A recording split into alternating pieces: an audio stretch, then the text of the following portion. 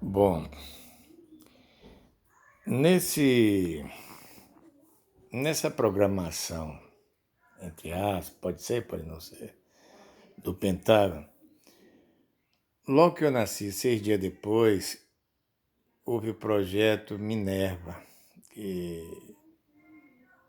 é um nome parecido com o da minha mãe. E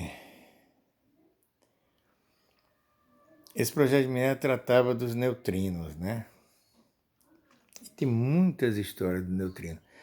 Mas fica a dúvida que eu já nem sei se eles fazem, se a ciência que eu descobri faz, se eles colocaram a ciência na minha cabeça, se eles pegaram a ciência que eu fiz, porque eles já têm a máquina de ler pensamentos à distância, via satélite,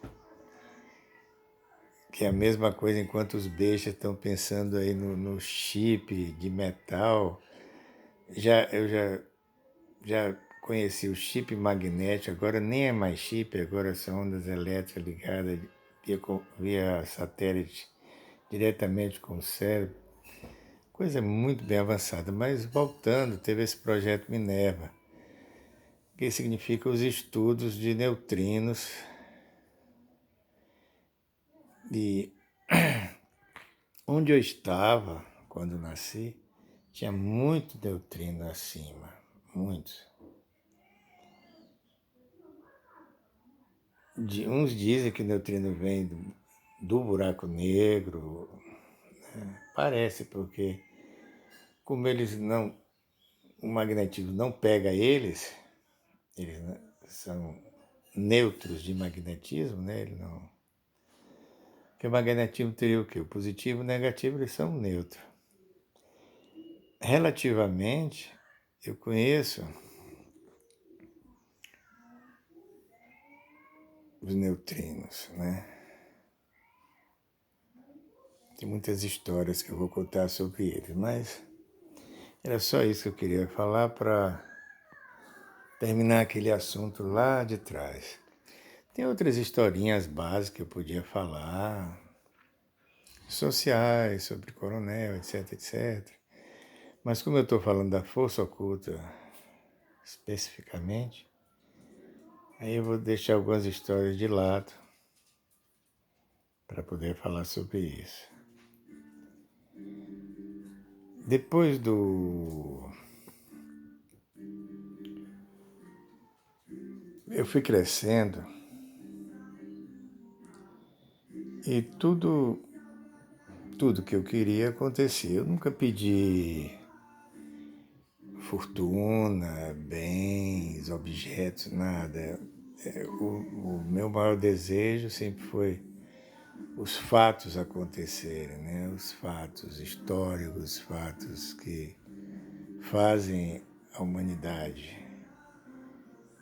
E uma pessoa comum, praticamente, ela iria querer para si coisas materiais, que não deixa de ser normal, porque é o objetivo de todos e como todos querem dinheiro, né? Fica estranho alguém querer outra coisa, querer os fatos, os acontecimentos, né? É muito estranho. Mas essas coisas foram acontecendo, os fatos foram acontecendo, tem muitos que eu vou contar aqui, essas histórias com a força oculta. Bom, aí no dia da minha partida desse interior para a capital, que foi o 31 de março de 1964, no dia da Revolução, o carro estava cheio, estávamos de mudança, e eu fui olhando atrás do carro, no banco de trás, a cidade sumindo, e tinha uma música que dizia: se algum dia a minha terra eu voltar, né? O interessante é que tinha a ver, porque eu estava indo embora da minha terra, uma criança, não tinha como voltar com os meus próprios meios de criança. Mas aí meu pai percebeu que eu estava sensibilizado com a música, olhou para trás, sorriu, e a música deu um bis no rádio, né? Para ficar bem marcada. Tocou novamente, eu achei super legal aquilo. Na estrada não tinha ninguém, depois eu dormi. Quando eu acordei, fui conhecer a casa em Salvador que eu ia morar, no primeiro andar, acima da casa da minha avó. E no final da tarde eu fui para a rua ver o pôr do sol, Rua de Barro. E como criança, conversei um pouco com Deus, o sol, etc. E meu mundo era muito silencioso, muito, muito. Outro dia ele ficou silencioso, mas por algum tempo. E eu disse que eu trocaria, olhando lá pro pôr do sol, eu disse que eu trocaria o meu mundo silencioso pelo mundo do poder. No mesmo instante eu comecei a ouvir barulho, barulho, barulho do mundo, né? E me virei. Quando eu virei, tinham 2 homens de terno preto. Disseram para mim, garoto, vá para sua casa, porque aqui vai acontecer uma coisa que nós não queremos que você veja. E ligue o rádio. Aí eu entrei, falei, vovó, os 2 homens pediram ali para ligar o rádio. Minha avó ligou o rádio. Quando ela ligou o rádio, estava tocando, tocando a música do, não sei se era o Guarani, eu sei que era um Domingos que estava falando. Era um Domingos, era o cara do Repórter Esso. E atenção, Brasil, tal, tal, falando da Revolução, como seria, etc, etc.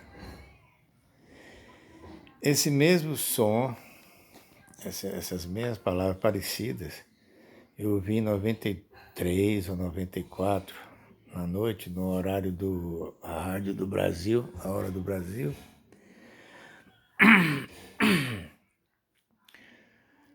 Dizia, fazia pip, pip, o Brasil, aí a voz parecida com a de Arão Domingues, não sei mais se era dele, não parecia, não, mais ou menos.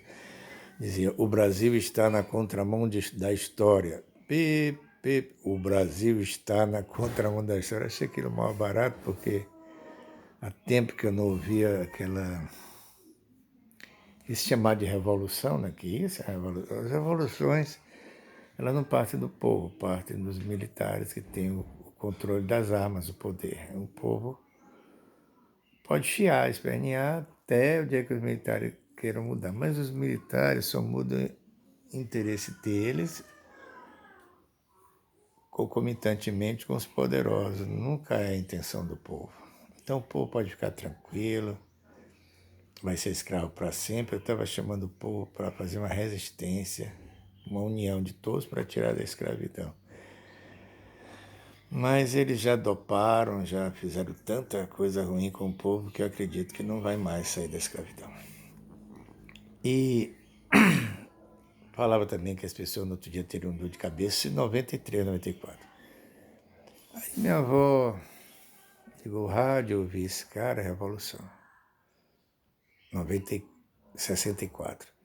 Em 65, eu estava lendo uma revista, não sei se era o Cruzeiro ou Manchete, e dizia, quem matou Getúlio Vargas, né? Eu falei, vovó, quem matou Getúlio Vargas?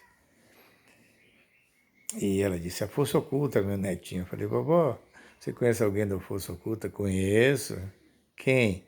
Meus primos do alto comando das Forças Armadas. E um desses primos era o general Jair Dantas Ribeiro, que trabalhava com chefe da Casa Militar, eu acho, do João Goulart. Então ele até aceitava as manifestações, mas ele não queria que João Goulart liberasse para os sindicalistas trabalhistas, porque eu acho que ele era fabianista, né?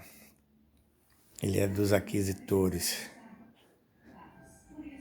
Coligado com a Bruxenscaff, com a Bucha, com a Nova Ordem Mundial, era desse grupo. Então ele não queria conta com esses da esquerda, trabalhadores, porque esse grupo só entrou, que é ligado ao grupo chinês, ele só entrou há pouco tempo, algumas décadas, uns 30 anos, 40, que ele entrou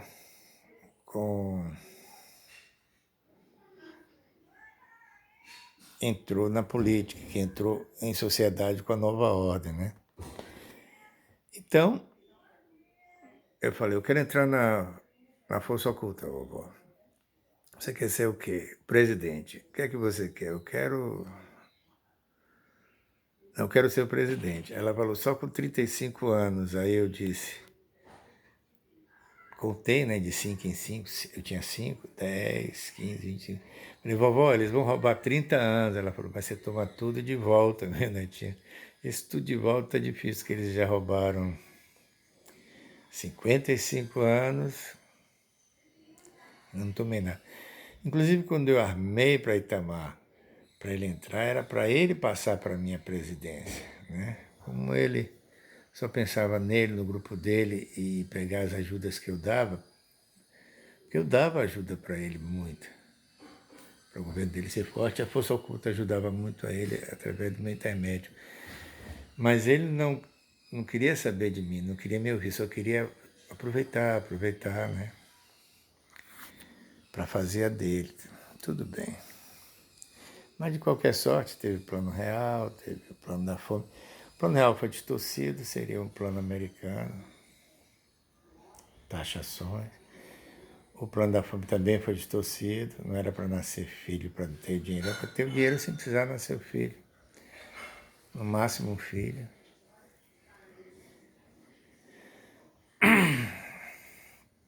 E é isso aí. Ela mandou a cartinha, me mostrou à tarde a carta que fez, mandou. E dali por diante, coisas começaram a acontecer em minha vida, mas eu já tinha as coisas que aconteceu comigo da força oculta. Não essa força oculta da Bushcraft.